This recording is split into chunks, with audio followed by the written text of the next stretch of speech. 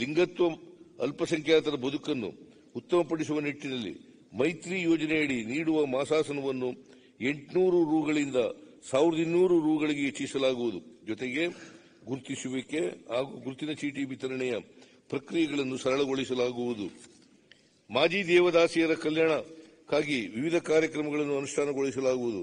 ಪ್ರಸ್ತುತ ನೀಡುತ್ತಿರುವ ಮಾಸಾಸನವನ್ನು 1000 ರೂಗಳಿಂದ 2000 ರೂಗಳಿಗೆ ಹೆಚ್ಚಿಸಲಾಗುವುದು. ರಾಜ್ಯ ಮಹಿಳಾ ಅಭಿವೃದ್ಧಿ ನಿಗಮದ ಮೂಲಕ ವಿಶೇಷ ಪ್ಯಾಕೇಜ್ ಅನ್ನು ನೀಡಲಾಗುವುದು. ನಿವೇಶನ ಹೊಂದಿರುವ ವಸತಿಹೀನರಿಗೆ ರಾಜೀವ್ ಗಾಂಧಿ ವಸತಿ ನಿಗಮದಿಂದ ವಸತಿ ಸೌಲಭ್ಯ ಕಲ್ಪಿಸಲಾಗುವುದು.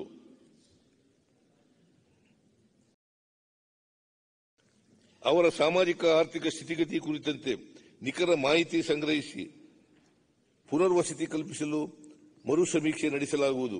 25-24ನೇ ಸಾಲಿನಲ್ಲಿ ಮಹಿಳಾ ಉದ್ದೇಶಿತ ಯೋಜನೆಗಳಿಗೆ 86,423 ಕೋಟಿ ರೂಗಳನ್ನು ಒದಗಿಸಲಾಗುವುದು.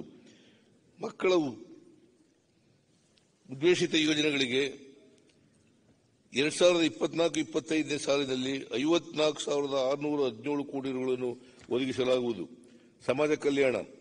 ಒಂದು ತೋಟದಲ್ಲಿ 100 ಹೂವು ಅರಳಲಿ, ಎಲ್ಲಾ ಕೂಡಿ ಆಡುವಂತ ಗಾಳಿ ಬೀಸಲಿ. ಡೇರ್ ಡೆವಿಲ್ ಮುಸ್ತಾಫಾ ಚಿತ್ರದಿಂದ.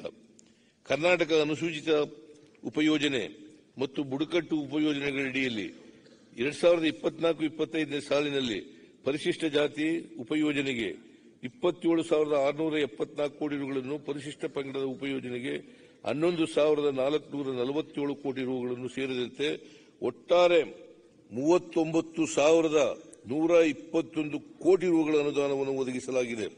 ವೈಜ್ಞಾನಿಕವಾಗಿ ಹಾಗೂ ಸಂವಿಧಾನಬದ್ಧವಾಗಿ ಪರಿಶಿಷ್ಟ ಜಾತಿಯ ಮೀಸಲು ವರ್ಗೀಕರಣ ಮಾಡುವುದು ಸರ್ಕಾರದ ಧ್ಯೇಯವಾಗಿದೆ. ಈ ಕುರಿತು ಭಾರತದ ಸಂವಿಧಾನದ ಅನುಚ್ಛೇದ 341ಕ್ಕೆ ಅಗತ್ಯ ತಿದ್ದುಪಡಿ ತಂದು ಹೊಸದಾಗಿ ಕ್ಲಾಸ್ 3 ಅನ್ನು ಸೇರ್ಪಡೆಗೊಳಿಸಲು ಕೇಂದ್ರ ಸರ್ಕಾರಕ್ಕೆ ಶಿಫಾರಸು ಮಾಡಲಾಗಿದೆ.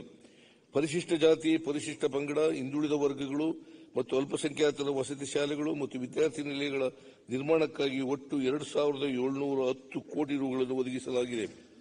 ಕ್ರೈಸ್ ಅಡಿಯಲ್ಲಿ 23-24ನೇ ಸಾಲಿನ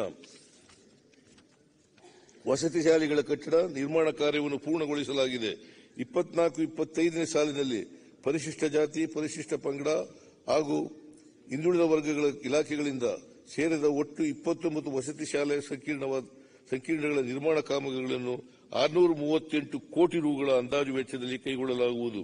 ವಸತಿ ಶಾಲೆಗಳು ಇಲ್ಲದಿರುವ ಹೋಬಳಿಗಳ ಪೈಕಿ 20 ಹೋಬಳಿಗಳಲ್ಲಿ ಹೊಸ ವಸತಿ ಶಾಲೆಗಳನ್ನು